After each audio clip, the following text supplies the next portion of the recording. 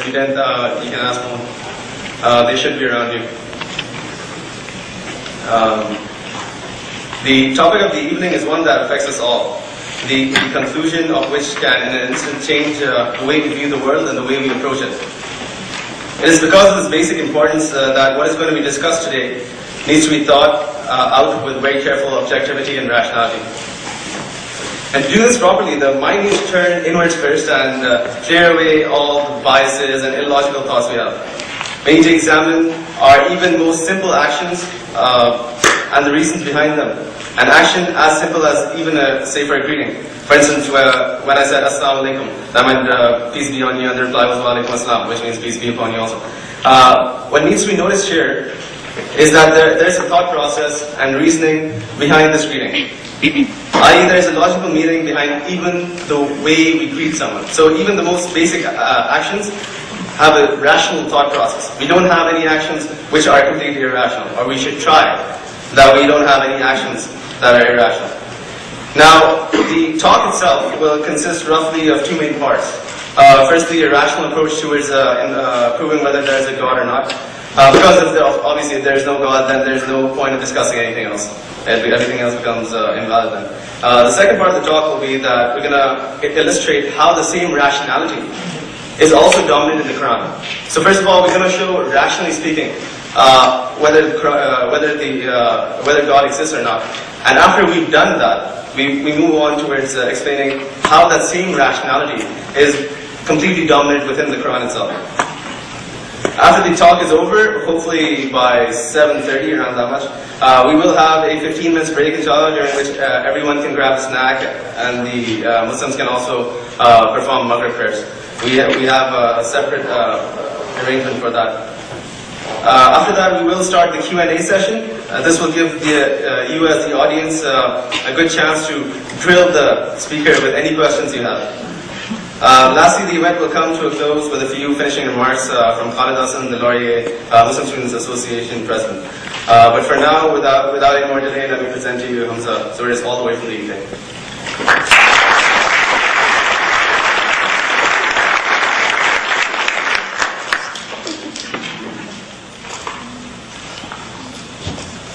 Assalamu alaikum wa rahmatullah.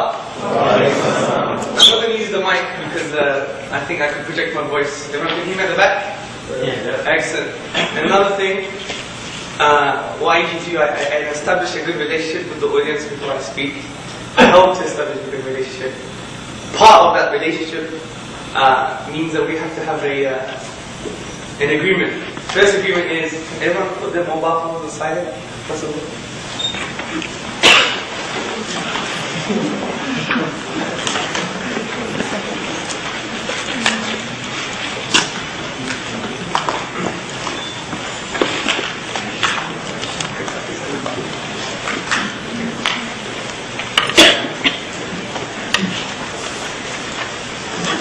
Okay, let me first introduce myself.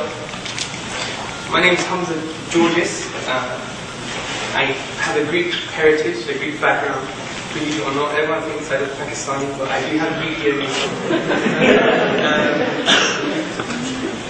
I used to be a secular humanist, which are quite politically loaded words today, which basically means the divorcing of church or religion and state to life's affairs on a societal level. And humanist basically means do good unto others what you expect to be done unto yourself, essentially. However, I wasn't too happy with that way of life. I had my own perspective, opinions, experience on that issue, and I became a Muslim. The main reasons of why I became a Muslim is what you're going to see today in my presentation, which was about rationality. Can we actually prove the existence of the Creator?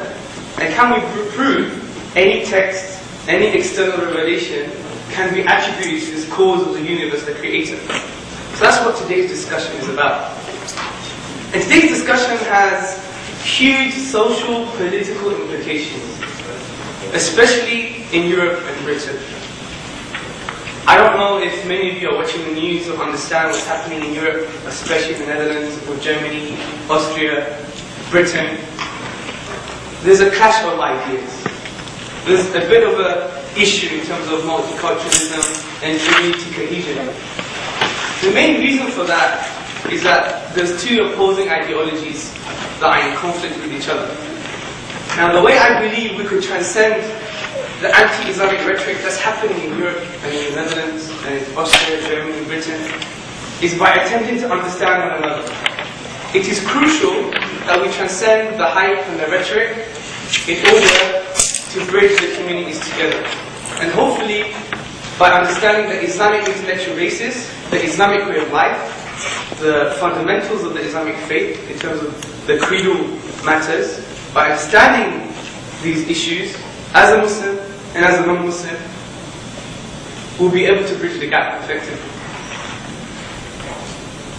I am an author and public speaker. I have a website called theinimitable.Qur'an.com, which talks about the inimitability of the Quranic discourse, which basically means there's something special about the Qur'an in terms of its language, and what is it that makes it so special. So it discusses it in some kind of length and detail, which is based on Islamic intellectual heritage throughout our 1400 years of history. I also have a blog which contains what I do, some of my comments from a political, social, spiritual point of view. Then I'm a public speaker, which means in Britain, for example, I attended most of the universities in Britain, have debates with various professors and doctors on the issues of creed, philosophy, secularism, community cohesion. For example, I've delivered presentations at UCL, which is one of the main unis in London, Bristol, King's College, Liverpool, etc. And also, when I come back, I'm leaving tomorrow evening and I'm going back to London, and after a few days I'm going to go to the Netherlands, to 2 universities there, including Maastricht University. Because at the moment there's a right-wing politician, and I know you Canadians don't like right-wing politicians. There's a right-wing politician in the Netherlands, and he's talking about the Qur'an in a very anti-Islamic, racist kind of way. He's calling for the banning of the Qur'an. He's saying the Qur'an is unconstitutional and that Europe should discard it, and it's equivalent to Mein Kampf, which is a book written by Hitler himself. So I'm going to go there in the Netherlands and discuss issues about community cohesion, how we should approach the Qur'an, how we should approach spiritual traditions, how we should view Islam. Is Islam just a religion, or does it have answers to issues pertaining to society and politics, etc.?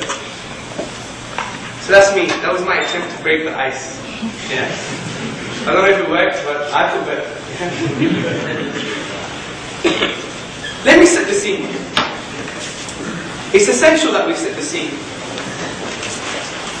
Usually when we talk about God, the existence of a creator, even when we talk about philosophy, people's ways of life, spiritual traditions, we always get very emotional. And I'm a Greek, right? And we smack plates, we break plates as Greeks. We're a very emotional kind of guys. When I discuss with my dad, we'd have an argument, we go to the garden, we have like 50 cigarettes, come out, argue again. We have this kind of relationship as Greeks. Yeah. And generally, as human beings, we have that too. We get emotional about things that we hold very dear to us. We're dynamic human beings. We're not just abstract, rational thinking beings. We also have some kind of dynamism to us, which includes the emotional aspect. So we need to realize this. So emotional arguments to this whole topic, I would suggest, are invalid. I'll give you an example. Severe illnesses such as cancer, they're unfortunate realities. Things we don't like, things we dislike. We don't like the existence of illnesses or things that affect us on an individual and social level. However, just because we have a negative emotion towards something does not negate its existence. Who knows what moussaka is? There's only 3 cultured people in this room. Now, moussaka, right, is a famous Greek dish. It's a bit of pastry, a bit of cream, mincemeat, vegetables, in the oven for about 45 minutes, take it out, and you have a dish. My mother makes a moussaka. I don't like the way she makes moussaka, right? I don't like it at all. However, when she makes it for me, I have to eat it, right? So my emotional inclination towards that dish, I don't like it, it's not tasty, doesn't negate the fact that she's cooked it and I have to eat it, or she's going to get upset with me. So, this is the approach we should take. So emotional arguments are invalid. This includes arguments such as the problem of evil. You know when we say, there's too much evil in the world, therefore God does not exist. However, the presentation today is not entirely about the essence of the Creator or who the Creator is in terms of attributes and characteristics. This is another theological issue which we can discuss another time, maybe in a different place, another day. So, it's about, does a Creator exist, yes or no? Whether this Creator could be malicious or very bad, or good or loving, is a theological issue. So, to do with its existence, His existence, emotional arguments do not negate it being the cause for the universe. So, just to summarize, I'm going to talk about the sole cause of the universe. That the rational necessity indicates that there's a sole cause for the universe, an uncaused cause. And further from that, my next part of the presentation will be talking about the Qur'an, how the Qur'an is the only living document text that doesn't have a dynamic history, has a very solid history, which means we could attribute today's Qur'an to the time of revelation 1400 years ago, that this text can only be attributed to the sole cause of the universe. So it's a rational argument. And hopefully, you'll be able to understand much of my presentation. If there's a certain language that you don't understand, I'm going to clarify as much as I can during the presentation. But hopefully, it will invoke a lot of questions, and that's when we can have a very frank and honest debate. For example, in the words of the Prophet Muhammad sallallahu alaihi wasallam, peace and blessings be upon him, he said the cure to ignorance is to ask and learn, and I think in this light we should proceed. The approach. So what is the Islamic approach? Many of us here are Muslims, I'm a Muslim, I'm talking as a Muslim. So what is the Islamic approach to creedal matters? Is it like other spiritual beliefs, when they state, just believe, and just have faith, that leap of faith? Do Muslims have this? I would suggest no, Muslims don't. There is no blind thinking or blind adoption in the Islamic creed. For example, in the Qur'an, very eloquently, God says, when it is said to them, come to what God has revealed, come to the messenger. They reply, they say, enough for us what we found our forefathers following. And the eloquent rebuttal is, what? Even though the forefathers have no knowledge, no guidance? And the Qur'an resonates with like a psycholinguistic strategy. If anyone reads the Qur'an, you always see, after talking about natural phenomena, for those who reflect, for those who ponder, for those who contemplate, for those who understand. So it sees the human being as the human being, which is a thinking human being. It doesn't say, divorce your intellect from your emotions. But the Islamic spiritual and intellectual tradition is quite different. It says, get your aqliyah, which is your intellect, and your nafsiyah, which is your behavior, your spirituality, your inclinations, your psychological disposition, and link them together. And this is what I think is quite unique about the Islamic perspective in this issue. So the existence of God, a rational argument, believe it or not. First and foremost, how do we see the world? Well, we can all agree in this room that we have 5 senses. Some people say we have a 6th sense, this intuition. Fine, let's put that in as well. We have senses. We do have a sensation of particular objects, particular realities. And we use these senses to make judgments from the world. Is that a chair? Is he wearing glasses? Does he have a nice striped shirt? Things like that. And we use previous ideas, previous concepts, experiences, information to analyze things and make conclusions. And we obviously have a mind that can differentiate and distinguish between different things. I'll give you an example. Here's the picture. Obviously, our senses pick up this picture, and our mind distinguishes it to be an image. We can tell because it's different from the background, and it's different from the main text. Our previous information allows us to understand. We all can speak English and understand English. So the letters, the symbols, if you like, for the English language, T-H-E, W-H-I-T-E, etc., the white hat approach to God, make us understand the text and the content of the picture. So our previous information of the English language allows us to understand the image. and the text. Furthermore, we could understand this is a hat, because we've learned what a hat is, and we could use that definition and apply it to what hats are, right? So every thought process follows this method. Who could speak Mandarin in this room? No one. Hey man, there's about 1.2 billion Mandarin speakers. Greek? Anyone can speak Greek? What Turkish? Anyone speak Turkish? Okay. Merhaba, nasılsınız? Çok güzel, iyiyim, kendine iyi bak, blah blah blah, right? Yeah. They all understood what I said. Yeah. However, everyone in this room who doesn't speak Turkish does not understand what I said, because of the very fact that they don't have previous information to understand what they just sensed, which was words in the form of sounds. Hence, every human thought process follows this method, the rational method, which is to distinguish between different things, to use previous information to apply it to certain realities,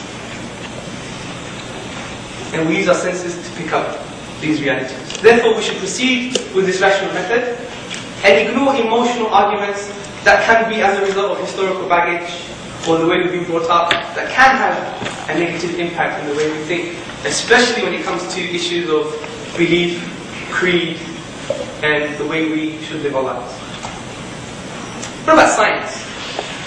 There's nothing wrong with science. Science is an extremely useful tool for humanity. It has given us immense positive findings, tools, etc. However, we need to understand science for what it is.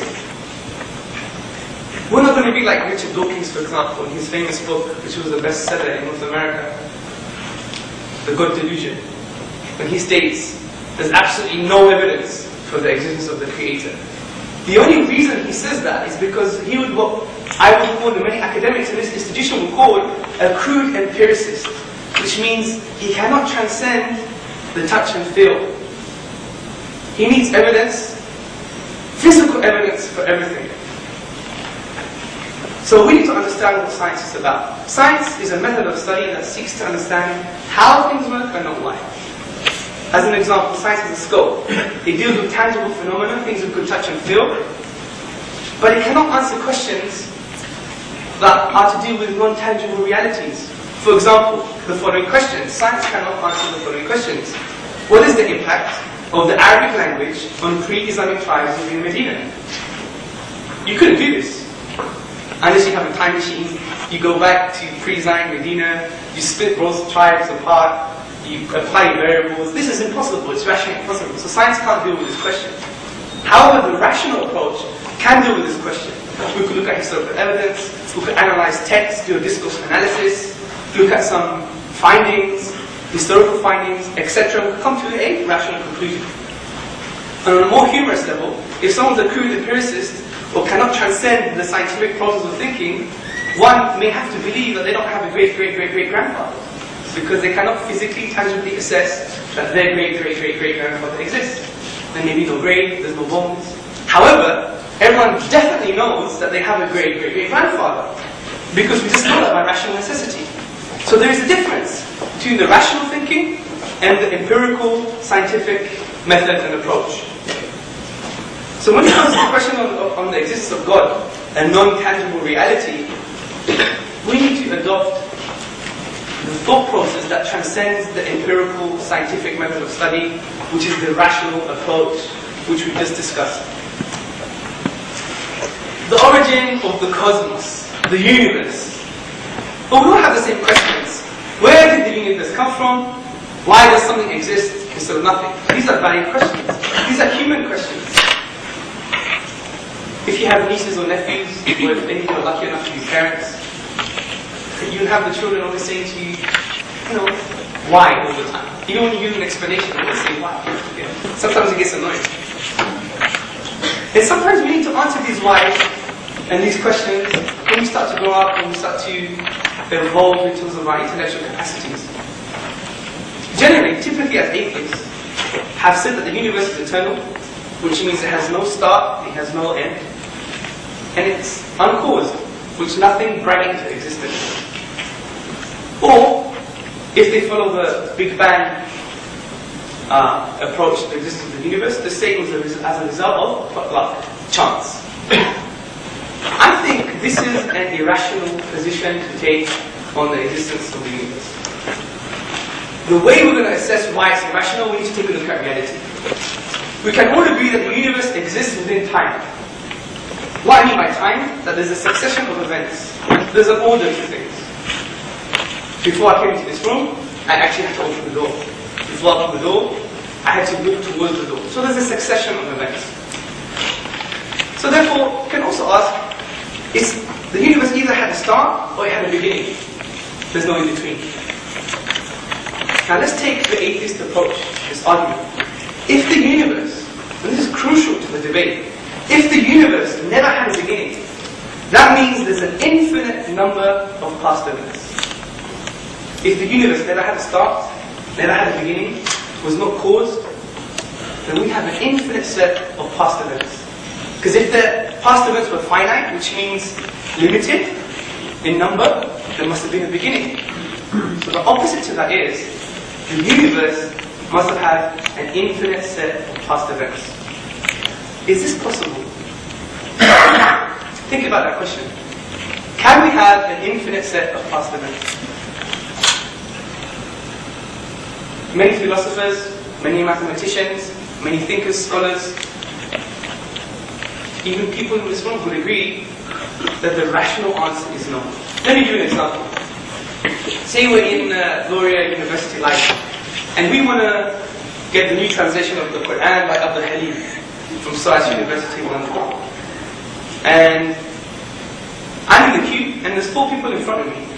I have to wait 4 people long, right? What if there was 400 people in front of me? I'd wait 400 people long. What if there was a forever number of people, an infinite amount of people in front of me? Would I ever get the Qur'an? No. Yeah, there you go. Silence is good because in the Islamic tradition, silence means consent. So, it's not an issue. Another example, the soldier example. I have a gun, right? And I'm going to shoot the wall. But the soldier behind me, right, has to ask permission for the guy behind him in order for me to shoot. So I have to ask the guy behind me for permission. The soldier behind me has to ask for permission. The soldier behind him has to ask for permission. The soldier for him has to ask for permission. And if there's 10 people in the chain of command, I'm eventually going to shoot, right? There'll be a hole in the wall. However, if there's an infinite number of people behind me, soldiers behind me, will I ever shoot? No. So these are 2 real life examples to show how infinite regression or an infinite set of past events cannot exist in the real world. Let's get into some maths here. Calculus. This is the concept of infinite calculus. Physicists discuss infinity in physics. So infinity has a real world value. However, this is not really the case. Philosophers and mathematicians say generally that the concept of infinity has no ontological export into the real world, which basically means you cannot extract the concept of infinity and apply it anywhere in the real world. It's impossible. We've just given the example about the library book. We've given the example about the events. We've given the example about the soldier and the chain of command. So real life examples dictate to us and indicate that there cannot be an infinite set of anything in the real world. For example, if you subtract all the odd numbers from all the natural numbers in an infinite set, how many numbers do you have? Infinity. So it leads us to contradictions. Infinity minus infinity, conceptually should be infinity. However, this Greek mathematician, philosopher, he developed something which we now know called the Zeno's paradox. Say, for example, I want to walk to Atheist, yeah? And I walk half the distance. The next step I take has to be half of that distance. And the next step I take has to be half of that distance. And the next step I take is half of the half, and half of the half. And what he came up with is, you will never ever reach Atif, because because you're always halving your distances continuously. So, infinity has a real-world example. However, the way we answer this is the way the mathematicians answer this and the philosophers, which is there's a difference between the actual infinity and potential infinite. I'll give you an example. I could walk to you. So, from a real-world example, I can actually walk from one distance to another. So, potentially, we can split this distance into infinite segments. However, in the real world, I could walk a finite distance that you can potentially split up into infinite segments. So there's a difference between the potential infinite and the actual infinite. And the argument goes, there is no real world example for actual infinity. Hence, it supports our previous conclusion that infinite regression, an infinite number of past events, cannot exist and is irrational. For example, the famous mathematician David Hilbert said, the infinite is nowhere to be found in reality, it neither exists in nature, nor provides a legitimate basis for rational thought. The uncaused cause. So if there cannot be an infinite set of past events, then the only rational conclusion is that there is a cause for the universe. Because we've just examined that it cannot go on forever. So therefore there must be a sole cause for the universe. By the nature of the argument, this cause must be uncaused, as we just established, there can't be infinite regression. We can't have an infinite set of past events. Also, I would argue that this cause must be timeless, since it caused time and space. And if it was subject to time, it would not be part of the universe, therefore it would not be the cause. Some people suggest that the universe caused itself. However, can the universe not exist and bring itself into existence at the same time? This is absurd, illogical, and irrational. Fine, we have a sole cause for the universe. Many philosophers agree with this, but they still don't believe in a God. They wouldn't be what you would describe as theists. It's because they don't believe that this sole cause is a personal entity. My argument is that this sole cause cannot be mechanical. It cannot be a pre-existing set of conditions. For example, Stephen Hawking says in one of his books, before the Big Bang or before the universe, there was fields of potentiality. Now, in layman's terms, fields of potentiality basically means nothing. So it's a metaphysical claim, it transcends physics, physicality, things we can touch and feel, and really it doesn't essentially make any sense. My argument is, if the sole cause for the universe was mechanical, then the cause could not exist without that effect. I'll give you an example. Say you had 100 degrees, which is the cause for boiling water, from now and eternity past. For eternity past, there was 100 degrees. Therefore, the effect, which is boiling water, should be existing for eternity past also. However, in this case, we've said that the universe, which is the effect, is finite, is not infinite. Therefore, we can only suggest that the cause decided, chose for the universe to come into play. Therefore, choice indicates will. This is also supported by some astrophysical evidence. I'd like to note that I'm not using empirical evidence or scientific modern studies as a main argument, but it is a supportive argument to the main premises of my discussion. The Big Bang, for example. Generally, scientists say physical time and space were created, matter and energy were also created. In the words of the Cambridge astronomer Fred Hoyle, he said, the whole universe was shrunk down to nothing at all, to this singularity. So the Big Bang model essentially requires that something was created out of nothing. However, what was the case for the small bang is also the case for the Big Bang. When someone hears the bang, they say, someone done it. It came from something. You know? So, for something to come out of nothing is an irrational conclusion. And this is very awkward for the atheists, even in the words of the atheists themselves. Anthony Kenny of Oxford University says, a proponent of the Big Bang Theory, at least if he's an atheist, must believe that the universe came out of nothing and by nothing. But out of nothing, friends, brothers and sisters, nothing comes. Even atheists recognize this. David Hume, very famous, he said, I never asserted the absurd proposition as that anything might arise without a cause. So the summary of my argument is as follows.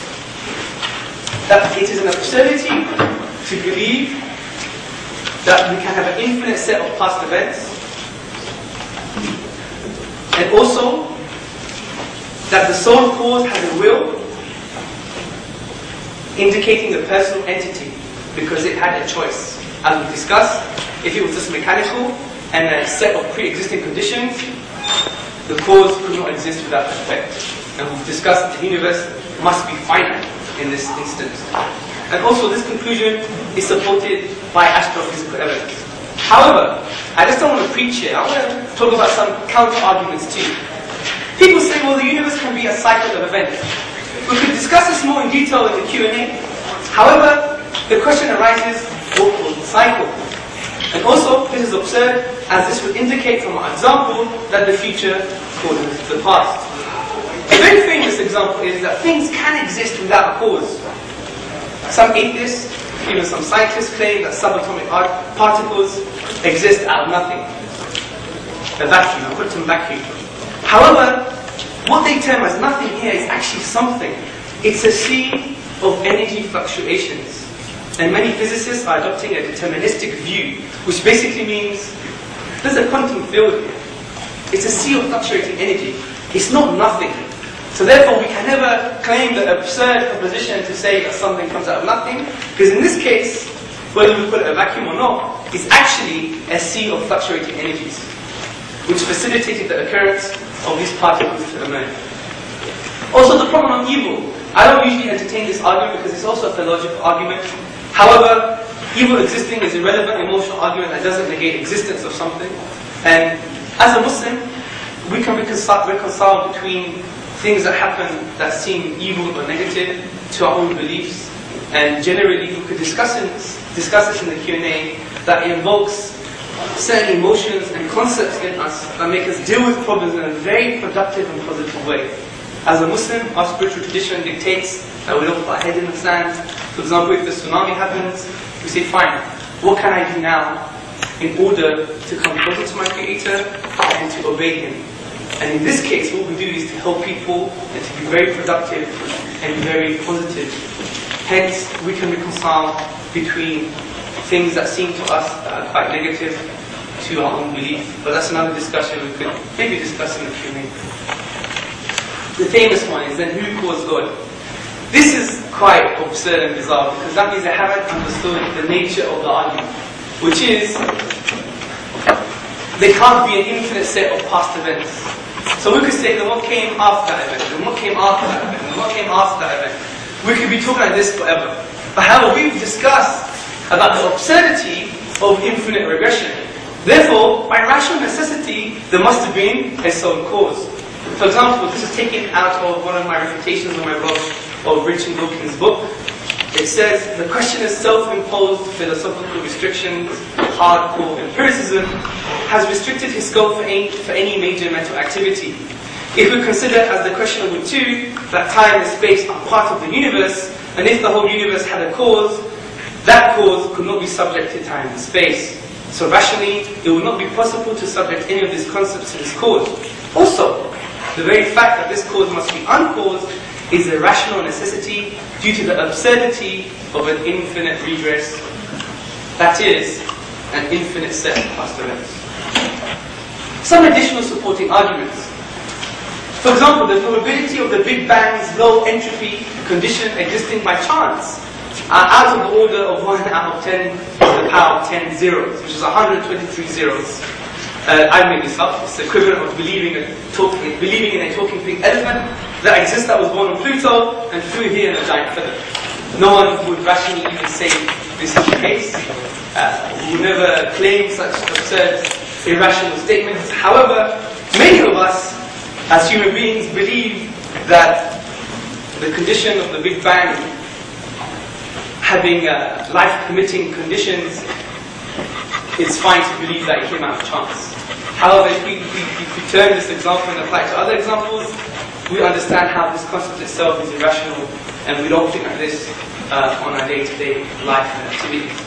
Also, there are about 50 constants present in the Big Bang that must have been fine-tuned if the universe were to permit life. The ratios must also have been fine-tuned. Therefore, the chance hypothesis is extremely implausible. However, this is not a main argument, this is a supporting argument to the infinite regress argument. There's 123 zeros. You don't have to count them, but there's 123. Also, many worlds hypothesis. According to this hypothesis, our universe is one of an infinite number of universes, all of which are real. However, this is a metaphysical claim. The empiricists, the people who only believe in what they touch and feel, as we discussed earlier, are making a metaphysical claim now. Because there's no physical evidence, direct physical evidence, for the many worlds hypothesis. For example, the scientist John Olkinghorn says, people try and trick out a many universe account in a sort of pseudo-scientific terms, but this is pseudo-science, fake science. It is a metaphysical guess. And also, if they want to get into the metaphysical realities, i.e. they want to discuss rationally, then they're philosophically very unsound. Why are they very unsound? Because they're not making it simple. We know, Occam's razor, we should not multiply entities, multiply causes. It's a very fundamental, basic philosophical argument that everyone learns in the first year or even college rather than university. So, the more simple argument is that there's a sole cause rather than multiple causes or multiple universes. Hence, I would explain this as some people who are propagating this idea, they're grasping at straws. They're in a, as the Brits say, a sticky wicket. Cricket, right? It's a wicket. Rugby or baseball. I don't know, sticky ball or something. Anyway, yeah, but I think you get my point, which is they're trying to basically explain something that, and then transcending their own thought processes, which is the empirical method. So the premises of my argument, I believe, can only be refuted if atheists prove that there can be an infinite set of past events. That is, infinite regression is the reality, and an actual infinite can exist in the real world. And also, the sole cause can only be a mechanically set of pre-existing conditions. To this day, in the literature of what I've read and the debates I've had, I haven't seen adequate explanations in order to refute these 2 points. I'd actually take a note on war and evil. Especially with secular humanists, when I debate with them generally in Britain, they always talk, they don't even talk about rational thought, they don't even talk about science, they don't even talk about anything really. They just always say, religion, God, very bad, man. You have death, destruction, chaos. It's crazy, yeah? However, I'd like to turn the table a bit and say, fine, maybe that's the case. Religion can be seen, maybe, to have caused a lot of sectarian violence, war, bloodshed, misery. However, was it not the secular political framework? Well, we can discuss this in the Q&A. Wasn't the secular political framework generally responsible for 700,000 innocent deaths due to the current Iraqi invasion? 500,000 Iraqi children dead in the 10-year Iraq sanctions. Over 60 million preventable deaths in Africa due to unjust trade laws in the past decade. 70 million dead American Indians. World War I and II. The occupation of Palestinian land. Genocide of Bosnians. The genocide of Jews. Stalin. Hitler. Bush.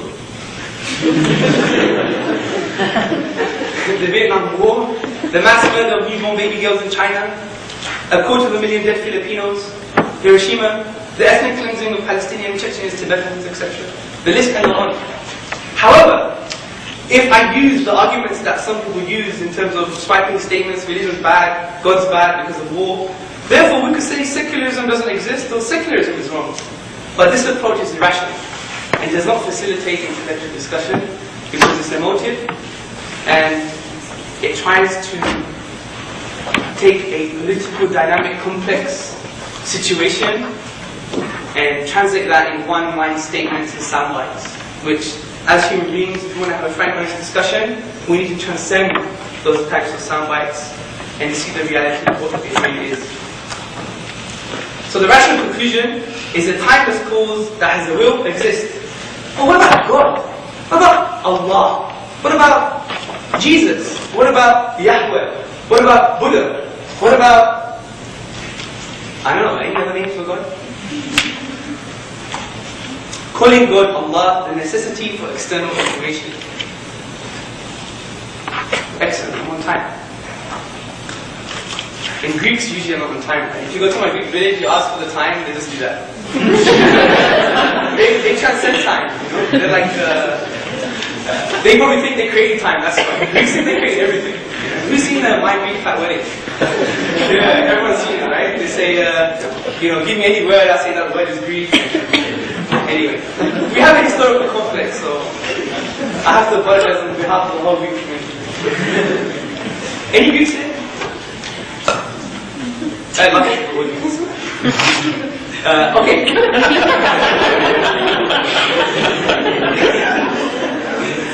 Why revelation? Yeah? Why revelation? Now, if we all agree that a sole cause exists for the universe, there is a sole cause for the universe, if we do agree to this point, and this sole cause has a will, it's not mechanical, it has a choice,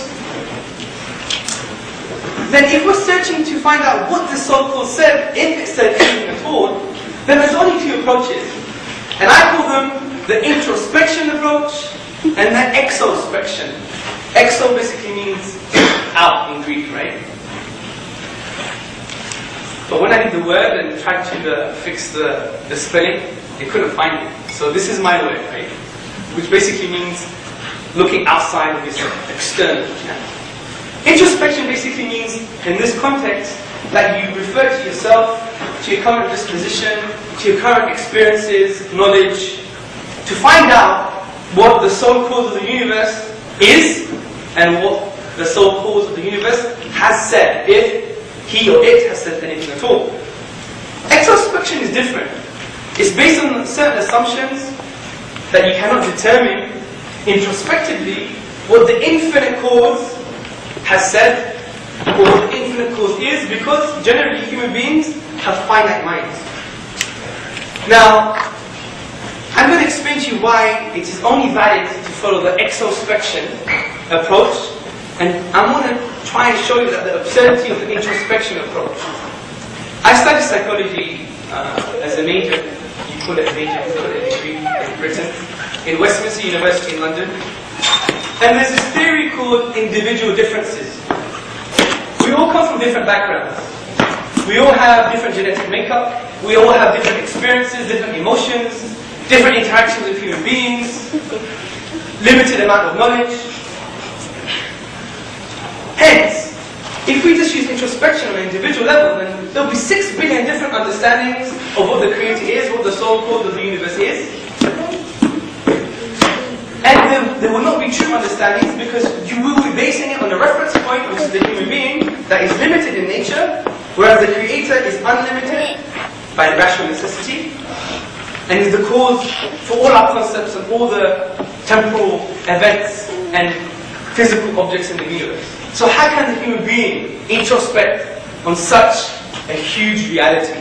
This is impossible. Hence, if God said anything at all, if the Creator or the sole cause said anything at all, then it must come from external revelation. We cannot introspect the infinite. We cannot introspect the sole cause of the universe. It has to come from external revelation. This is where the Qur'an comes in. The Qur'an, and I'm going to attempt to show you, the Qur'an is a timeless miracle, a linguistic and literary miracle that transcends scientific miracle and transcends any other type of falsification, test, or theory of other spiritual traditions.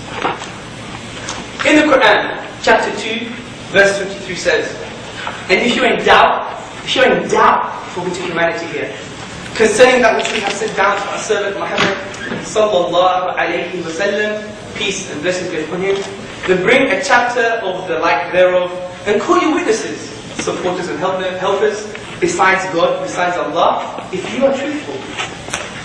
Now this is a falsification test. According to the Islamic intellectual heritage, 1400 years of intellectual activity, it understands that this statement is generally meaning, which indicates there's something special about this book. And it involves humanity to find out what is this special thing. And it challenges mankind. It's a falsification test. Hey mister, hey humanity, if you don't believe this book is from God, then challenge it. One chapter. And what is one chapter? It's only 3 lines. The 6 main arguments to the literary and linguistic miracle of the Qur'an. We have the eloquence argument, the complexities of the classical Arabic grammar, rational deduction, which is a historical argument, the unique literary form, rhetoric, and unique genre. I will discuss many of these later in detail in the Q&A. However, I'm going to pick only 3 of them to discuss them further in today's presentation. I'm going to start off with the unique literary form because it's more objective. It's not about the aesthetic reception of the text. It's not about, wow, that sounds really cool. Yeah? It's not about that. Or as you Canadians say, wow, that's awesome. Yeah? Yeah? We don't say that in Britain. We say other things. So I'm going to talk about the unique literary form because it's about the mechanical movement of the language rather than the aesthetic reception of the language itself. Generally, very generally, the Arabic language is split up into 2 groups, 2 forms. You have poetry and prose. Poetry can be split further into 2 further groups called saj'a and mursal. Saj'a is rhyme prose, which is basically straightforward speech like I'm talking today, with a rhyme at the end. Yeah? Who knows the concept of MCing? You don't know that concept? No one? Only one person? Yeah, I come from a place in London called Hackney. It used to be a very bad place. It was the equivalent of the Bronx, New York equivalent. How it's much better now, it's getting more middle class, etc. But generally in those kind of atmospheres, there's a lot of rap. Yeah? And I usually, because there's a lot of youth here, I usually try and give these examples. But no one knows anything about MCing, so I can't give you my rap today. So the other example I'm trying to give you is Shakespeare. Anyone know about Shakespeare? Lots of people know about Shakespeare. It's cool. Quite a conservative bunch, Shakespeare, for example, he has prose writing, which is straightforward speech, and sometimes in some of his pieces had rhyme at the end.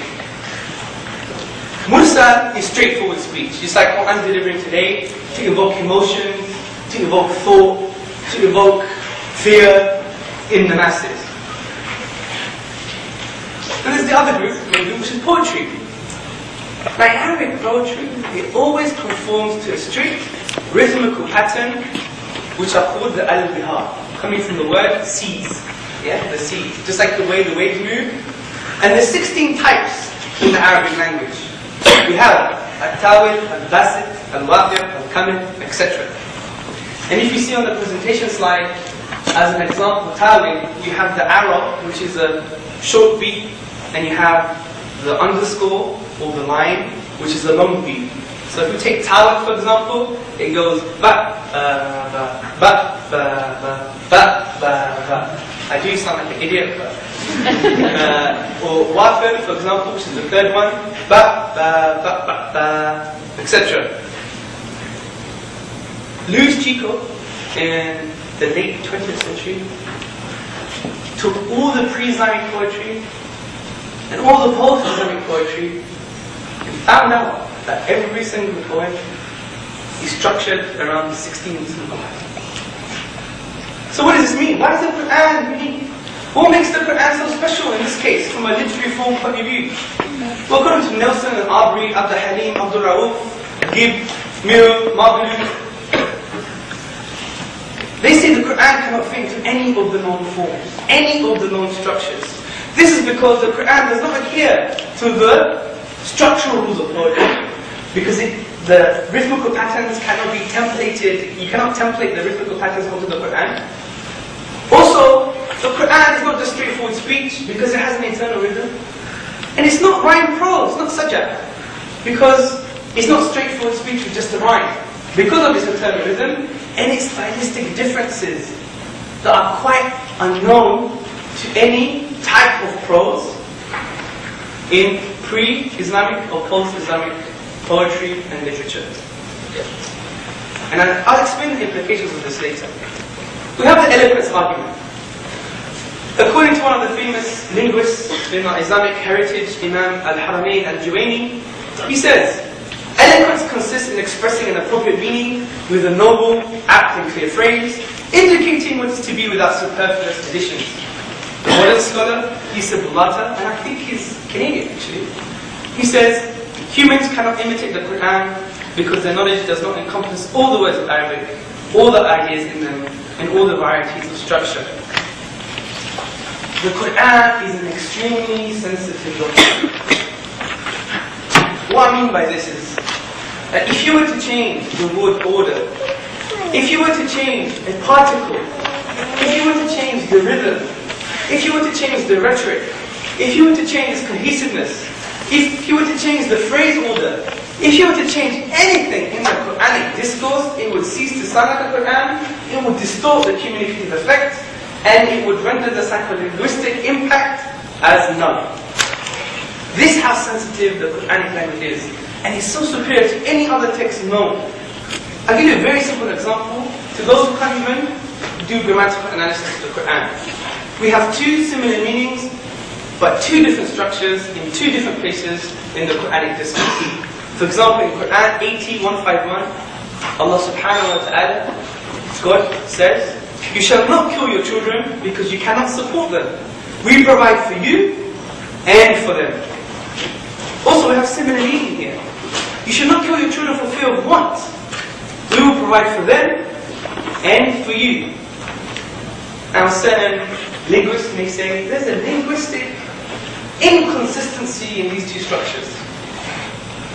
However, the Quranic discourse, the reason it evoked a lot of emotion in the Arabs at the time of revelation, to the point that one of the famous Sahaba, may Allah be pleased with him, Umar, when he was reading Surah Taha, chapter Taha of the Qur'an, it exploded inside his heart, resonated through his soul, and he had to submit to the Qur'an because he said, he was a linguist by the way, he said, this cannot be the speech of a human being because of these slight differences where any change in word order, rhythm, style, structure is semantically oriented, which basically means the way the Qur'an chooses words and orders is semantically orientated. It's to do with the meaning it intends to portray. Let's explain. In the first verse, when the killing is from want due to the poverty of the family, the Qur'an emphasizes God's provision over the parent. Thus, they are mentioned first. In the second verse, however, the killing of such innocent children is considered by the fear of the future possibility of poverty. So Allah assures one not to do so by emphasizing the children before the family and how they will receive the provision. This meticulous accuracy in the Qur'an, and this is a very crude example, if you like. There's many detailed examples, multi-layered meaning examples. But this example, just for the English speaker, is unparalleled in any other text, especially the size of the Qur'an. Hence, when non-Muslim Western scholarship says that the Qur'an is indeed of eloquence superior to any human effort, they are indeed correct. The unique linguistic genre. This is more about modern day linguistics. Generally as a science, or as a philosophy, or as an academic subject, linguistics is quite new, relatively new. So does the Qur'an match up to modern day linguistic techniques and structures? The Qur'an has a very unique linguistic genre. What does this mean? This means that the Qur'an takes two features of language, of linguistic, takes two linguistic devices and marries them together in such a way that they cannot be separated. What are these features? The first feature is rhetoric. And in the Arab Islamic tradition, rhetoric is words or structures that are intended to please and persuade. One. Cohesiveness is the linguistic device that links concepts, ideas, and structures together to make it a cohesive piece. Now, the Qur'an is a unique genre in this way because it marries together rhetorical devices, components of language, and cohesive devices, or components of language, in such a way that you cannot divorce them from each other. And if one does so, and if one attempts to do so, it ceases to act like the Qur'an, sound like the Qur'an, and portray or communicate like the Qur'an. For example, Kenneth Craig, the famous scholarly priest, Christian priest, he says in his book, The Effect of the Qur'an, the Qur'an is understood to say what it says in an inseparable identity with how it says it. Example, we have a structure in Qur'an 33-35 and it says, men who remember God, Allah much, and women who remember. Now if we take the same meaning and we try to translate that in our own words, human structure, we can come up with men who remember Allah much and women who remember Allah much. However, the non-Quranic verse will not deliver the same effect as it's lost its rhetoric. I'll tell you why. If we were to compare in the Arabic originals of the first verse and the second verse, we see that the first verse is phonetically superior, which means its rhythm has more euphony, which means more pleasing. Secondly, structurally it's lost its rhetoric as well, because we see the word God, Allah, is centered in the structure, whereas in the other human structure, Allah is repeated twice, which means it's redundant, it's tautological, it's needless, it doesn't have to be there. Don't get me wrong, there's many repetition in the Qur'an, but all the repetition in the Qur'an is semantically orientated. This is the science of balagha, the science of rhetoric in the Qur'an, and rhetoric in the Arab Islamic linguistic and literary tradition. However, in this case, it's superfluous, because it does not, rationally, we cannot assess how it links to a certain additional meaning. And when we do a scan of all Arabic texts, past or present, we see that all of them only employ cohesive devices, and the rhetoric that they do employ doesn't resonate throughout the whole of the text, and they do not marry those two linguistic features together that render it a unique genre. Hence, the other argument is that the Qur'an is also a unique linguistic genre from modern linguistic perspective. Rational deduction. This is probably the most effective approach to proving the divinity of the Quranic text.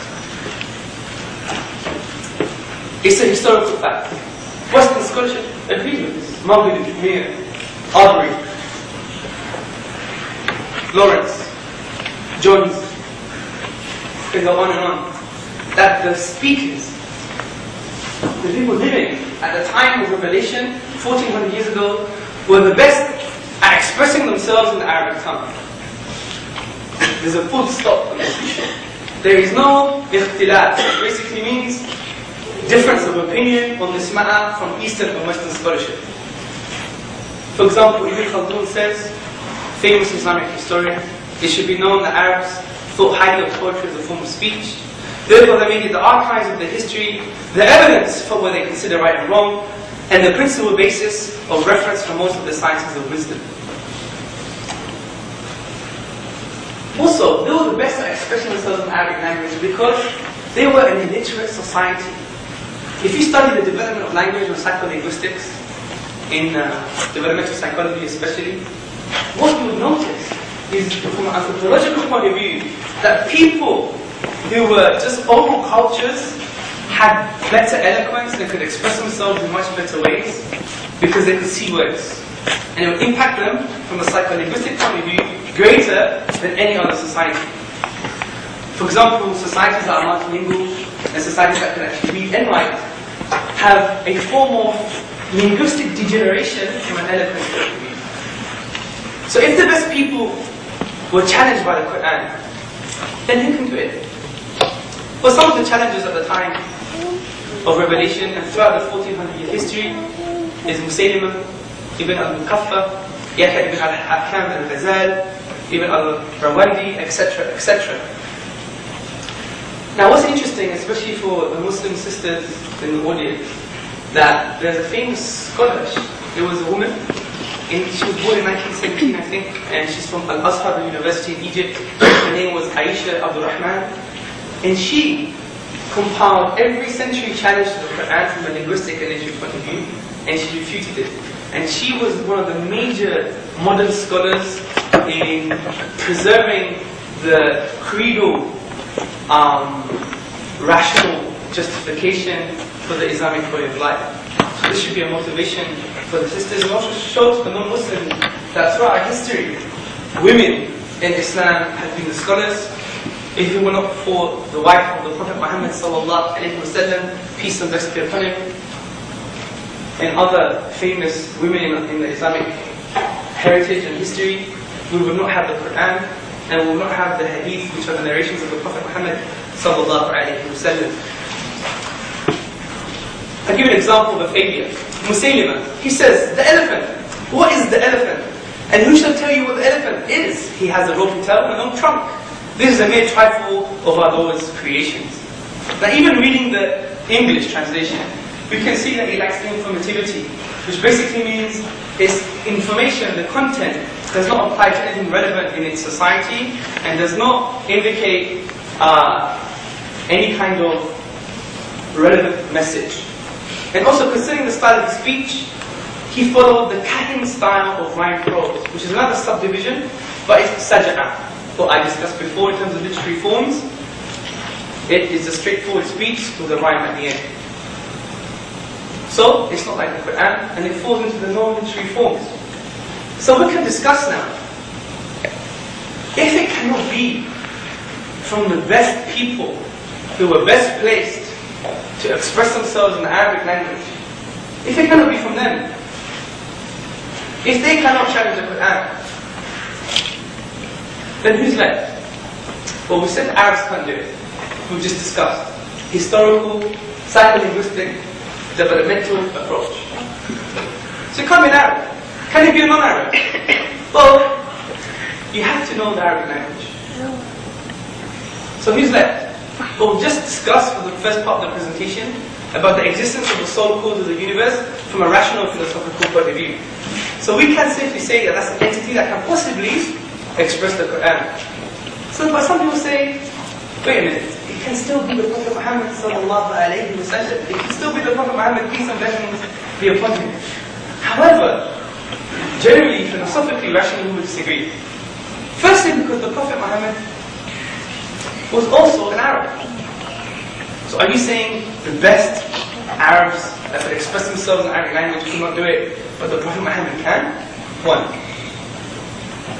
Secondly, the Prophet Muhammad is known to have hadith, which is narrations that attribute to the Prophet Muhammad peace and blessings be upon him.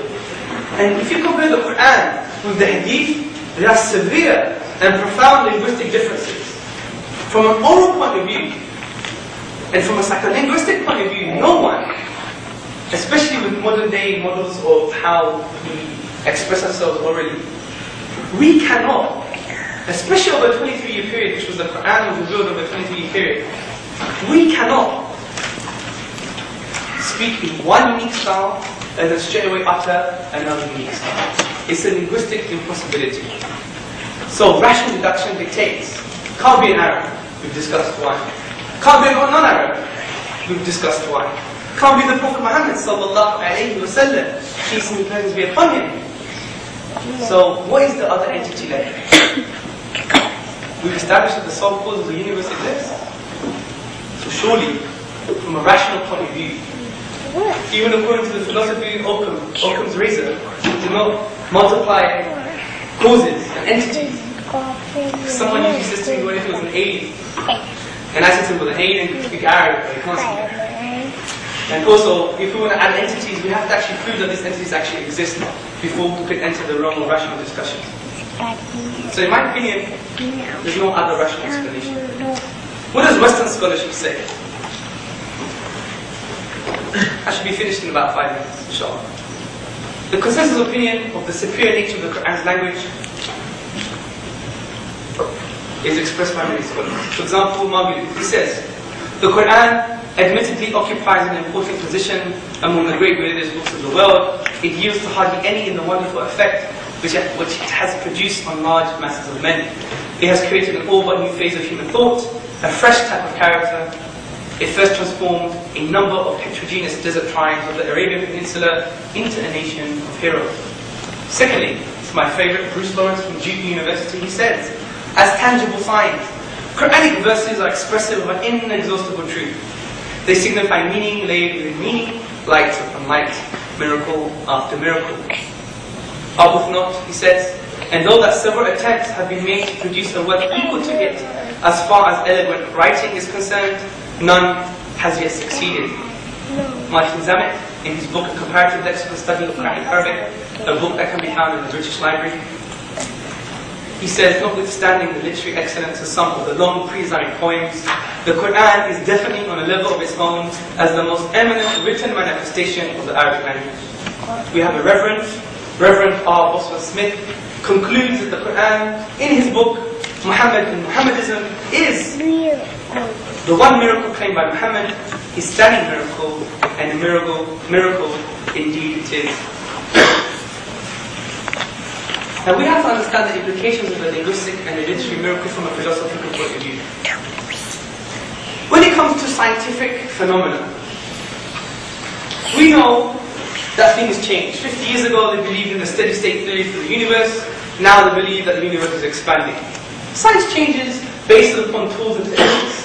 The future possibility of future information that would change, alter, deviate us from our scientific understanding. This is generally known about science. However, the reason I'm saying that this miracle is timeless, the language miracle, the literary and linguistic miracle of the Quran is timeless, because we're never going to have another letter of the Arabic language. We're never going to have another grammatical rule. Hence, it's based upon a finite set of information. Yet, we cannot combine the letters, the grammar, and the tools in order to produce anything like it. Who likes Porsche? The car, Porsche. You materialists. Okay. Many people like the Porsche car, right? Now if I had the Porsche team that makes the car, and I gave them the blueprint, which is how the map of how to put the car together, and I gave them the tools, hammer, I was going to say spade, but you don't use spade, it's a car. Nuts and bolts, spanner, all the machinery, and all the tools. You can easily rationally say that they would build the Porsche, right? They would build it. Maybe it's going to be a year, 2 years, 3 years. They still would build it. However, we have the blueprint, which is the Quran itself. We have the tools in place, which is the grammar and the letters. Yet, we cannot use them in any combination to produce the Quran. This is why I say it's timeless. And this is why I say there's something very special about the language that indicates its miraculousness. Just to finally, briefly, just to deal with some forgery claims. Just like when I talked about the rational necessity for the sole cause of the universe, i.e. infinite regression, an infinite set of past events is rationally absurd. And I talked about the difference between the potential infinite and the actual infinite. And I also talked about some refuting statements to the position I was expressing, and tried to deal with some of those arguments. And I like to talk this way because I don't like just to say, look, I have a monopoly on the truth, and here's all the evidence is. I like to say what other people have said to try and refute some of the claims I've made and try to understand the refutation and give some answers. Hence, I'm doing the same thing with the Quran. What was the Quran before you? There's many authorship theories. They claim that the Prophet Muhammad ﷺ was a poet. Some claim he was a madman, and some say he was taught by others. I should finish in about 4 minutes. I know I said that before, and I did say that Greeks transcend time, but I'm going to be quite true on this one, right? Orientalists such as Bell, Robinson, and Stobart say that the Quran is poetry. Therefore, the Prophet Muhammad ﷺ was a poet. How the Bell, in his literature, that claims the Qur'an was poetry, says it's not of the ordinary type of poetry. How we just discussed that there are severe stylistic differences in the Qur'an that are different from any known poetry past or present. And also, we know that the metrical patterns that we discussed that make up poetry, the al-bihar, cannot fit into the Qur'an. Therefore, how can anyone say that the Qur'an is poetry? We could discuss this further also in the Q&A. Was he a madman? Well, the historian Theophanes, a Greek guy, and another historian and linguist, San Pedro, they say that the Prophet Muhammad ﷺ has epileptic fits. As an example, historian Philip K. Hitchie writes, the Prophet experienced ecstatic seizures as he received the revelations, giving rise to the charge he was epileptic. However, even Orientalists like Daniel refute his claims when he says, epilepsy, as applied to the Prophet, was the explanation of those who sought to amuse, rather than to instruct. This is eloquently put in the Qur'an when God says, do not they reflect and ponder? There is no madness in their companion. Now, I spoke about the meticulous accuracy of the Qur'an. Why does God say companion here, and He doesn't say Muhammad, or He doesn't say the Prophet? Well, if anyone studies psychology and psychotherapy, if anyone studies the medical science in terms of behavior, people always do a discourse analysis on their friends and relatives to find out, was this guy really mad? Is there something wrong with him? Especially when we're trying to assess the mental faculties of someone who may be potentially dangerous to society because of his mental illness or whatever the case may be. So when he mentions your companion, because Prophet Muhammad in society was 40 years old when he received revelation. And he was friends of people.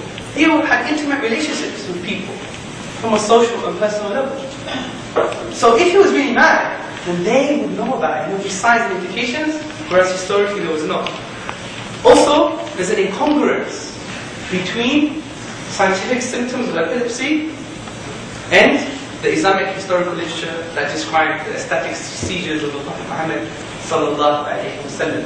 So we cannot fit the medical symptoms onto the character, the traits, the behavioral manifestations of the Prophet Muhammad. Hence, he couldn't have had epileptic seizures. The last one, last slide. Was he taught by others? But claims by Muir, Margulis and others claim that Bahir the monk taught the Prophet. Allegedly when they met when he was a teenager. Fine, let's entertain this.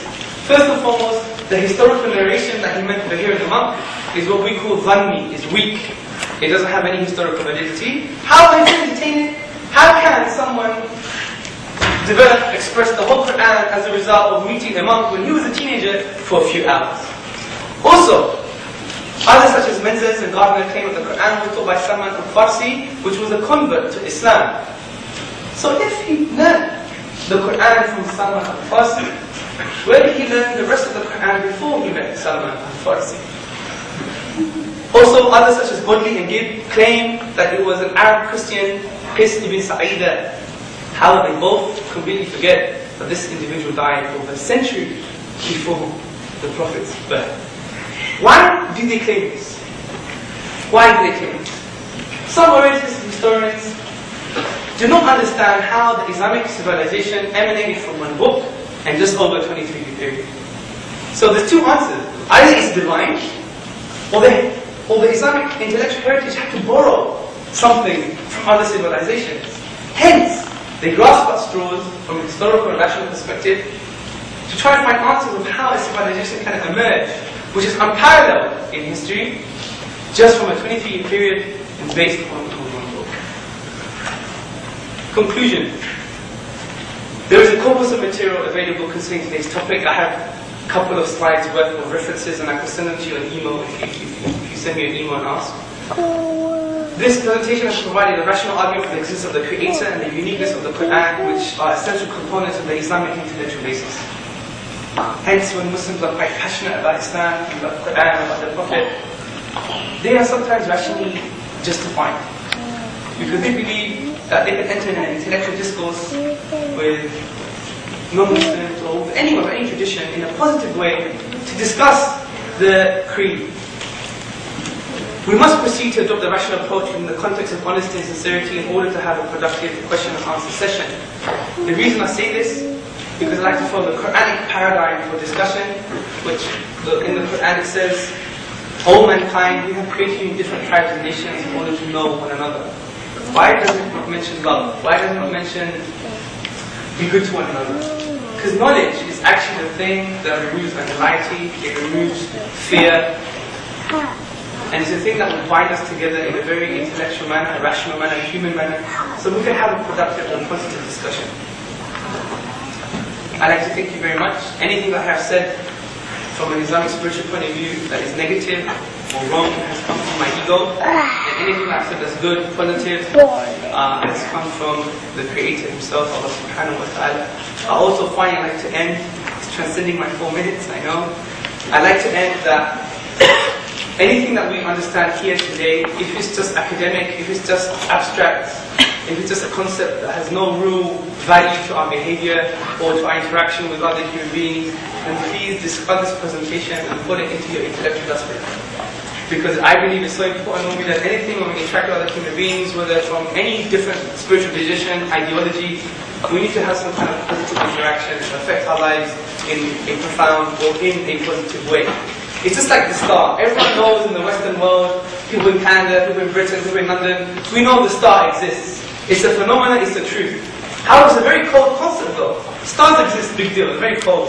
It makes no difference to my life. However, for the Bedouin Arab, it's actually part of his guidance. Because in the desert, he's lost without stars. Hence, when we talk about concepts and ideas, we should be like the Bedouin Arab. That makes us understand life better. And it has a real impact on the way we behave. Alhamdulillah Rabbil Alameen. All praises and thanks due to the Lord of the worlds. Jazakallah khair. Thank you very much for listening, and hopefully we'll have a productive hearing.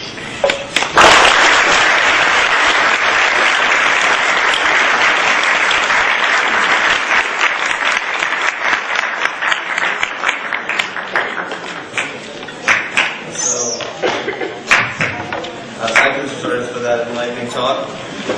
Honestly, it's the longest 4 minutes I've ever experienced in my life. I just want to point out to everyone that there are also many books for anyone who's interested. They're free, so don't worry about that. They cover many things such as an introduction to Islam, via Christianity and in Islam, and science and in Islam. As for now, those who would like to pray can please gather up outside. And the others can grab some snacks. We will start the Q&A session in 20 minutes from now, inshallah. So